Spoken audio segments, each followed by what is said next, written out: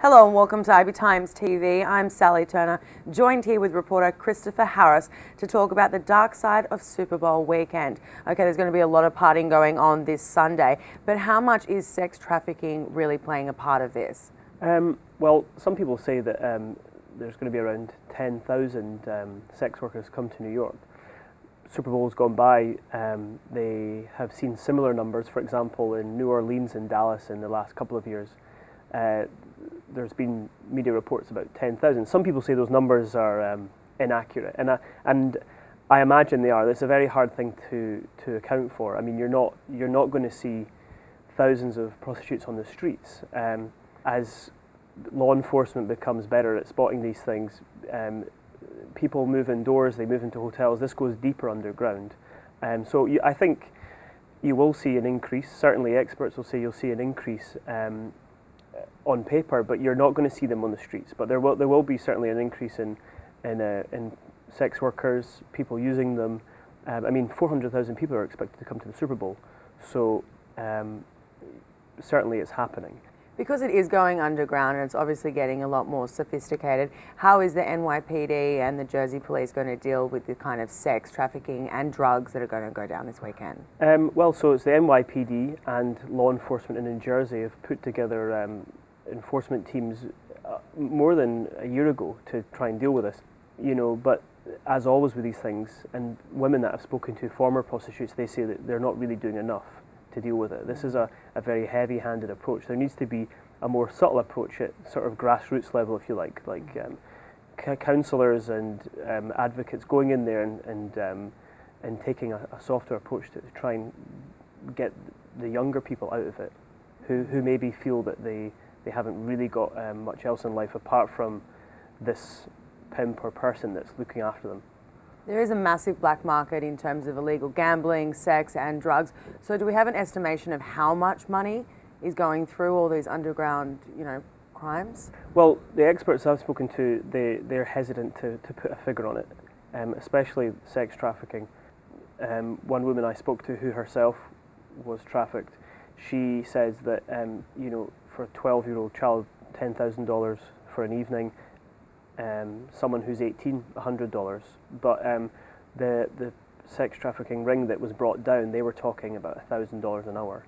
And you did write a very, very heartbreaking story about that girl called Clemmy, who was sex trafficked from a young girl. But through kind of your research and that in-depth investigation, what was the most surprising thing you found out about sex trafficking? I think the most surprising thing is that this isn't just being run by men, and certainly that's what most people think. When you talk about pimps, you think of men, but this has actually been driven by women. Clemmy Greenlee's story was, she was just abducted as a 12-year-old child in a street in Nashville, and it was, it was 18 years before she actually escaped the clutches of the pimps that had control over her. And it was another 10 to 12 years before she was able to get out of that. Just because you escape from that kind of world doesn't mean that the problems stop following you. She still was a heroin addict. She was homeless for 10 years, sleeping under bridges, in abandoned buildings and things like that. And in a weird kind of way, to try and escape that life, she went back to prostitution in her early 40s. And she went back to prison one more time. And when she got out, a friend of hers reached out to her and said, okay, this is enough, she wanted to save herself and this person wanted to save her. And she went into a program called the Magdalene program. It's a 2-year program, and she came out the other end and she was a different person, and now she dedicates her life to trying to help others who find themselves in that position. But one of the tragic things, this is the kind of spiral of despair that people find themselves in. When you're born into poverty, as she was, it never really stops following you, and it never really stops following your family. She had a child when she was 13 years old, Rodriguez, and she never really got to know him, and she never got to see him. And then when she got clean, she went to find him and said, we're going to get you clean, because he was taking heroin, he was in a gang, and she thought she could save him.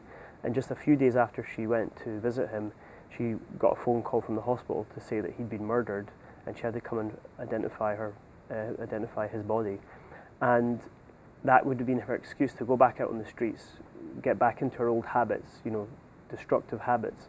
But actually, it pushed her on, and she's changed many people's lives, and you know, she just wants to continue doing that and bring change.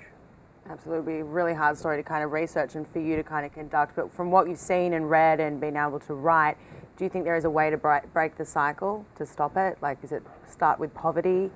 Well, yeah, poverty, and I mean, the way to break anything is, you know, investment in education, bringing people's standards of life up, giving them things like access to healthcare, giving them access to better education. Those things can help.